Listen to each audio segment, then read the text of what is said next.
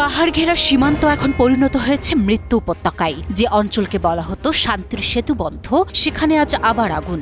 কারণ এক দশকের মধ্যে সবচেয়ে ভয়াবহ সংঘর্ষে জড়িয়েছে দক্ষিণ পূর্ব এশিয়ার দুই প্রতিবেশী রাষ্ট্র থাইল্যান্ড ও কম্বোডিয়া।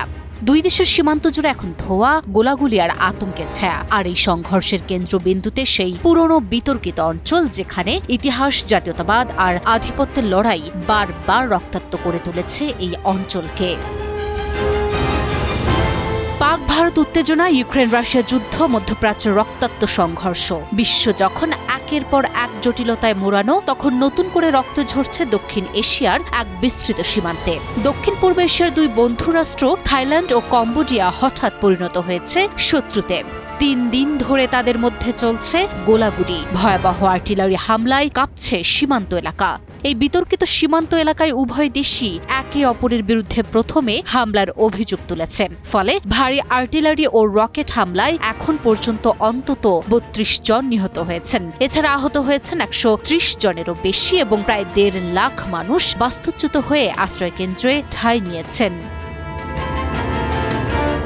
এই সংঘর্ষের মূল কারণ লুকিয়ে আছে ঐতিহাসিক সীমান্ত বিরোধে। থাইল্যান্ড ও কম্বোডিয়া ৮১৭ কিলোমিটার দীর্ঘ স্থল সীমান্তের বহু অংশে শতাব্দীর বেশি সময় ধরে সার্বভৌমত্ব নিয়ে বিরোধে জড়িত। ১৯০৭ সালে থাইল্যান্ড ও কম্বোডিয়ার মধ্যে একটি সীমানা রেখা নির্ধারণ করে দেয় ঔপনিবেশিক সরকার। তবে পরে ওই মানচিত্র নিয়ে আপত্তি তোলে ব্যাংকক। তাদের অভিযোগ, ১১ শতকে নির্মিত প্রেয়াহ বিহার মন্দির কম্বোডিয়ার ভূখণ্ডে পড়েছে। এ নিয়ে দেশ দুটির মধ্যে দীর্ঘদিনের বিরোধ রয়েছে।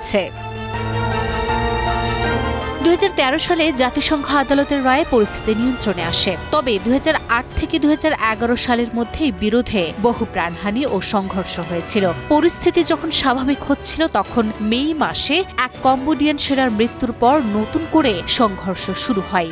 এবারের সংঘর্ষে পুরনো ক্ষত আবারও ফুটে উঠেছে। বৃহস্পতিবার ৬টি এলাকায় তীব্র লড়াই হয়, যার মধ্যে দুটি প্রাচীন মন্দির সংলগ্ন। থাইল্যান্ড F-16 জেট ব্যবহার করে প্রতিক্রিয়া জানায় এবং উভয় পক্ষই প্রথম গুলি চালানোর দায় একে অপরের উপর চাপায়।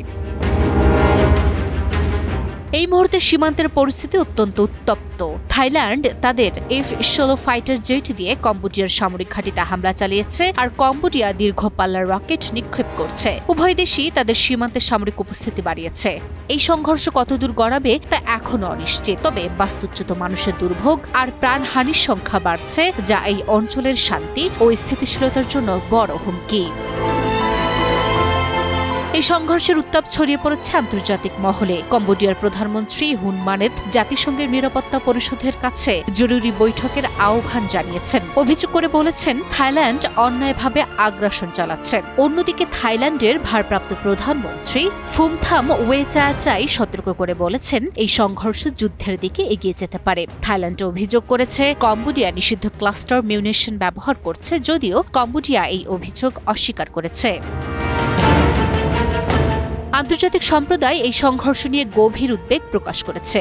যুক্তরাষ্ট্র, চীন, অস্ট্রেলিয়া এবং আসিয়ান সদস্য রাষ্ট্রগুলো অবিলম্বে যুদ্ধবিরতির আহ্বান জানিয়েছে। বর্তমানে আসিয়ানের চেয়ারম্যান মালয়েশিয়ার প্রধানমন্ত্রী আনোয়ার ইব্রাহিম মধ্যস্থতার প্রস্তাব দিয়েছেন। তবে থাইল্যান্ড জানিয়েছে, তারা দ্বিপাক্ষিক আলোচনার মাধ্যমেই এই সংকট সমাধানে আগ্রহী।